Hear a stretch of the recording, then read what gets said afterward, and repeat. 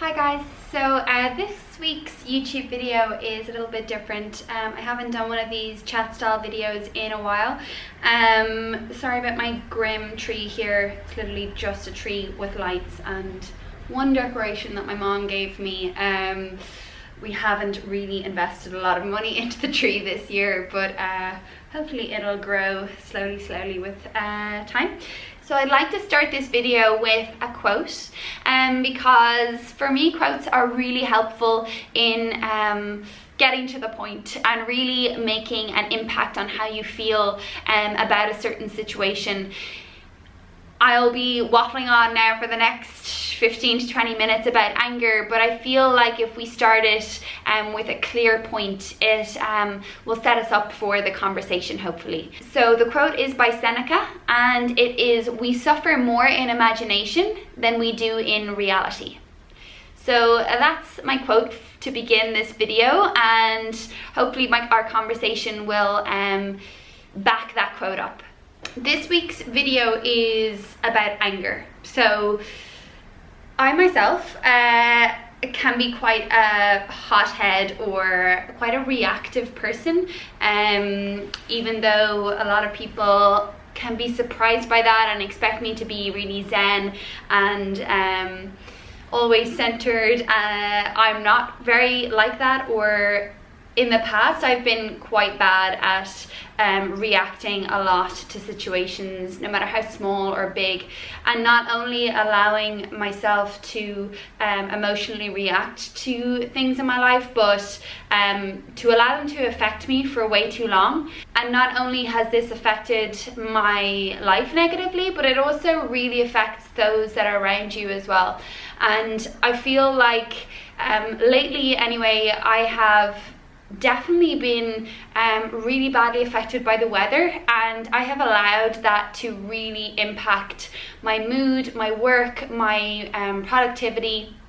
And I think anger or frustration is something that can affect us subconsciously and consciously quite deeply. So today's video is just a little bit of a chat to break down how you can react to anger a little bit less, and how you can allow it to affect you emotionally less.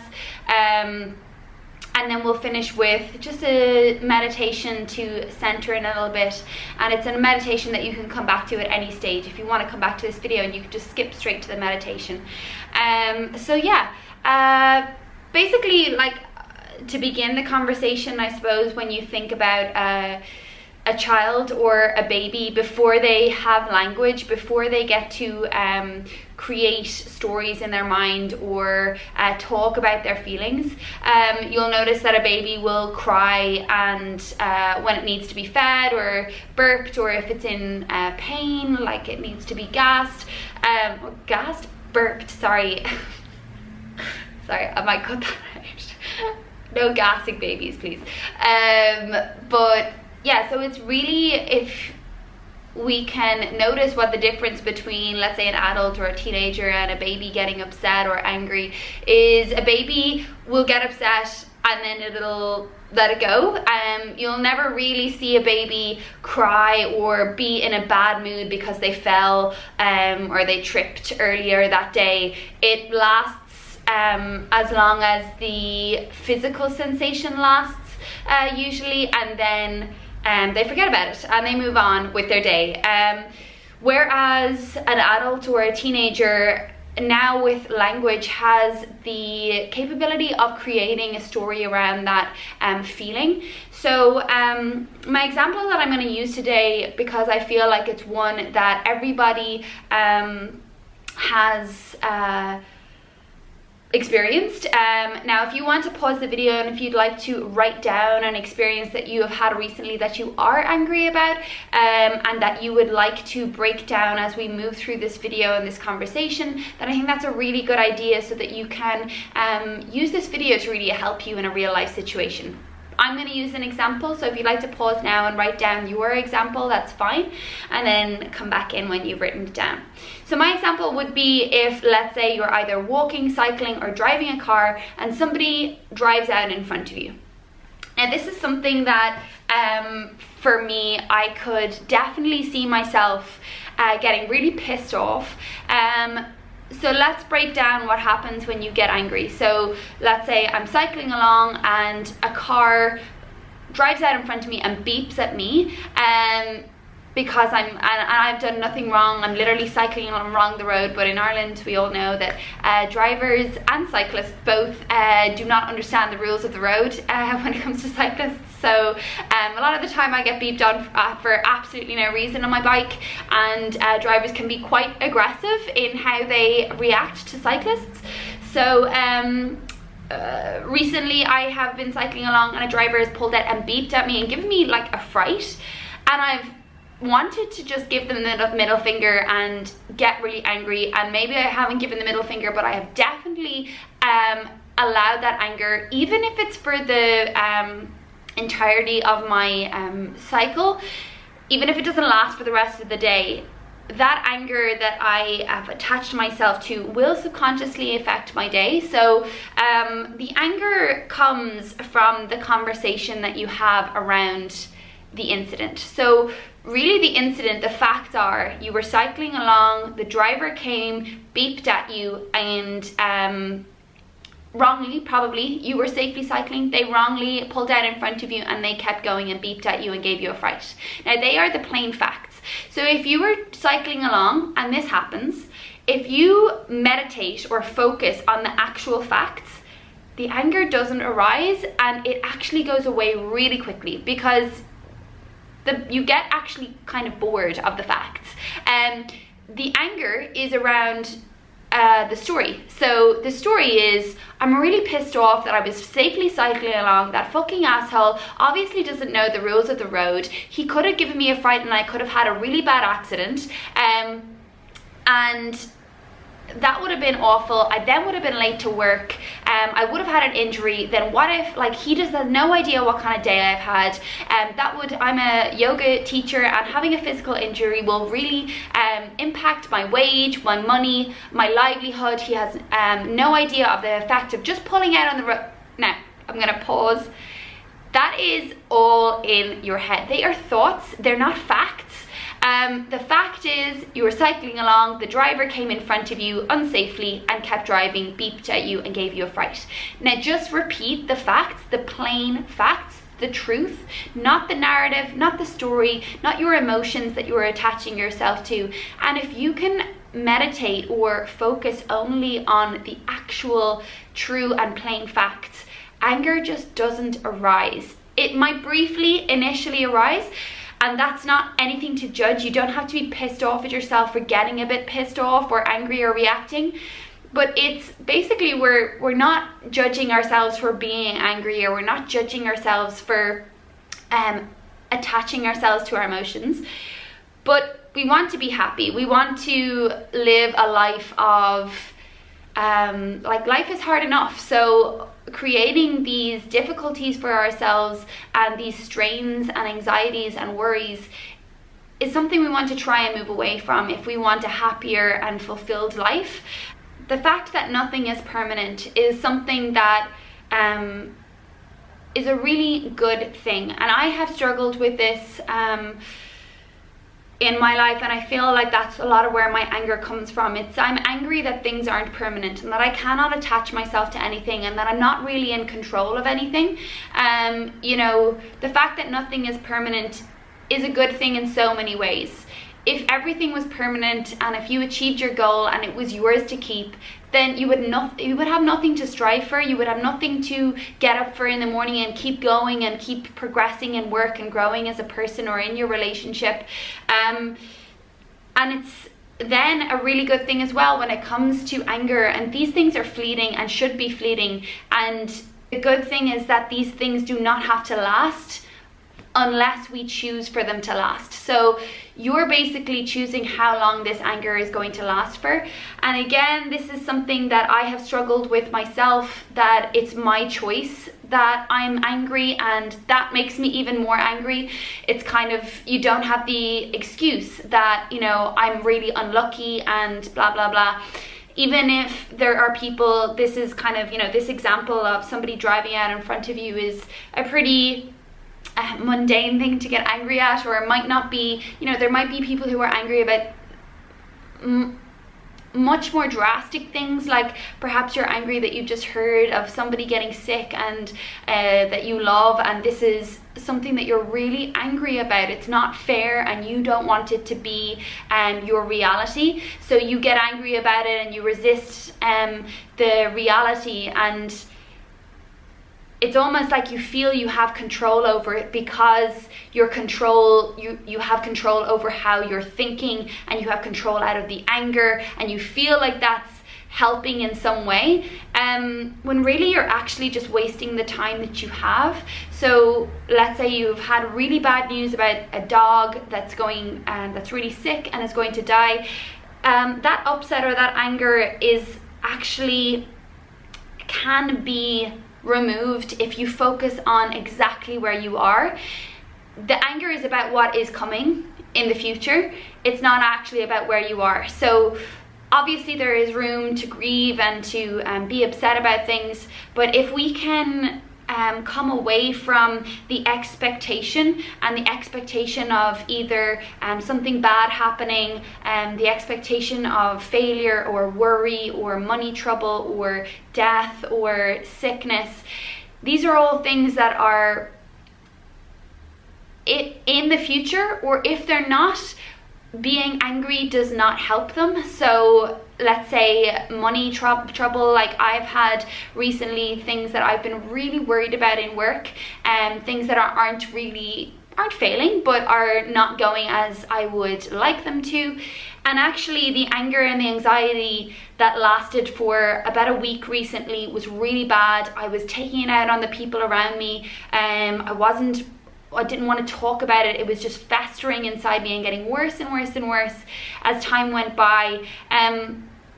I ended up discussing it with my partner. I ended up writing down and taking really small steps just in order to hopefully come to a solution. It might not come to a solution, but the fear of it not coming to a solution again is in the future. So if I can stick to the facts, and if I can bring myself back to, okay, what can I do right now to hopefully resolve the issue or come up with solutions. And even if the solutions do not work, at least you've tried them and you can put them to one side and you can move on to the next solution.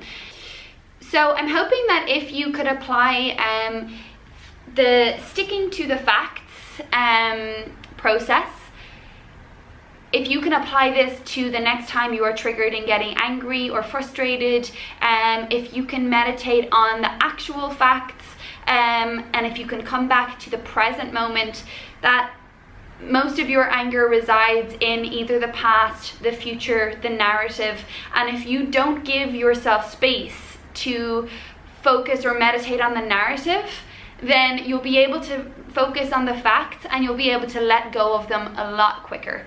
So I really hope that has helped, and I'm gonna guide you through a meditation now. Tonight is the last full moon of 2019. This video is actually, I'm filming this on Thursday, the video is coming out on Friday.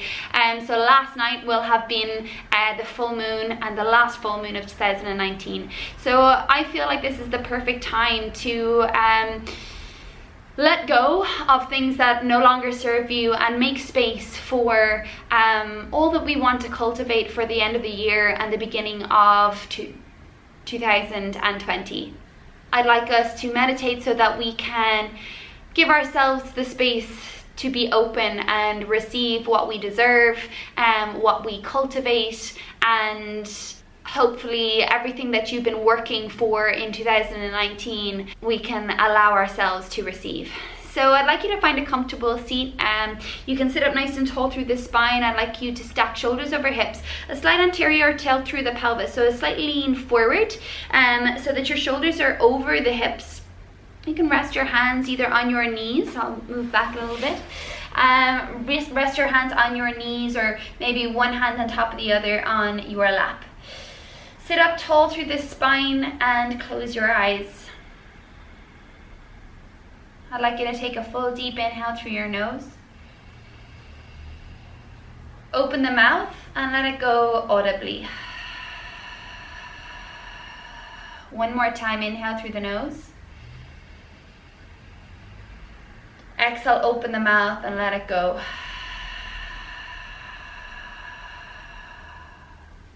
I'd like you to inhale through the nose for 5, 4, 3, 2, 1. Exhale, 5, 4, 3, 2, 1. Inhale, 5, 4, 3, 2, 1. Exhale, 5, 4, 3, 2, 1. Inhale, 5, 4, 3, 2, 1. Exhale, 5, 4, 3, 2, 1. One more round. Inhale, 5, 4, 3, 2, 1. Exhale, 5, 4, 3, 2, 1. So I'd like you to keep that depth in your breath. We're going to be repeating a mantra. So I'm going to repeat it for you. We're going to inhale all the things that we are and that we can cultivate in ourselves. And we're going to exhale, release anything that no longer serves us. So I'm going to repeat the mantra for the first few rounds, and then you can continue on your own. So once you come back to the inhale, we're going to inhale, I am stillness, love, compassion, kindness. Exhale, I let go of attachment, expectation, criticism, resistance. Inhale, I am stillness, love, compassion, kindness. Exhale, I let go of attachment, expectation, criticism, resistance. Inhale, I am stillness, love, compassion, kindness. Exhale, I let go of attachment, expectation, criticism, resistance. Inhale, I am stillness, love, compassion, kindness. I let go of attachment, expectation, criticism, resistance. Inhale, I am stillness, love, compassion, kindness. Exhale, I let go of attachment, expectation, criticism, resistance. Inhale, I am stillness, love, compassion, kindness. Exhale, I let go of attachment, expectation, criticism, resistance. Inhale, I am stillness, love, compassion, kindness. Exhale, I let go of attachment, expectation, criticism, resistance. Inhale, I am stillness, love, compassion, kindness. Exhale, I let go of attachment, expectation, criticism, resistance. Inhale, I am stillness, love, compassion, kindness. Exhale, I let go of attachment, expectation, criticism, resistance. Inhale, I am stillness, love, compassion, kindness. Exhale, I let go of attachment, expectation, criticism, resistance. Inhale, I am stillness, love, compassion, kindness. Exhale, I let go of attachment, expectation, criticism, resistance. Inhale, I am stillness, love, compassion, kindness. Exhale, I let go of attachment, expectation, criticism, and resistance. One more, I am stillness, love, compassion, kindness. I let go of attachment, expectation, criticism, resistance. Begin to feel that space that you have created by letting go of anything that doesn't serve you. Feel that space in your heart as you release the muscles around your belly, as you soften your jaw, relaxing into this space you have cultivated to welcome in and receive love, stillness, compassion, and kindness for yourself and for those in your life. The thing with anger and frustration is it is quite a self-centered emotion. When we are angry about big or small things like traffic or not getting our own way, we are seeing our own situation as more important than those around us. Anger is toxic for yourself, for your peace. And it's very difficult or almost impossible to have compassion, kindness, love for yourself or for others if you are focusing on that anger. So bring your hands to prayer at the heart. Bring your thumbs to rest against your chest. Make a commitment to yourself to those in your life to let go of the narrative of anger, to let go of the attachment to control,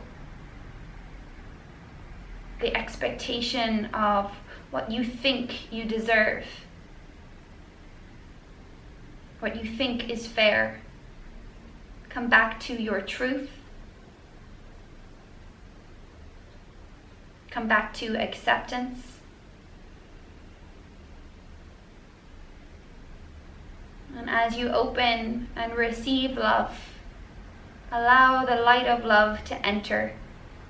Feel it in the palms of your hands, feel it in the center of your being, in your heart, and allow that to shine out from yourself so that you can shine into other people's lives. Seal in that intention. I am stillness, love, compassion, and kindness. Bring your thumbs to the center brow, bowing your chin towards your chest. Honor your practice, and namaste. Okay, thank you so much for listening to me. I hope this video was helpful in some way. Anger is something that I try to deal with. Obviously, we all deal with every day. There are frustrations in life and things go wrong. And I think being able to let go of your attachment to emotions can be one of the most life-changing things you can do for yourself and creating a healthy, fulfilled and love-filled life.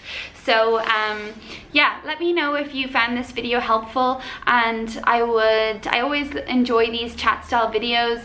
If you think it would be better on Instagram, or you like it here on YouTube, please do subscribe and comment and like the video if you did, and I will see you next week for Yoga Flow.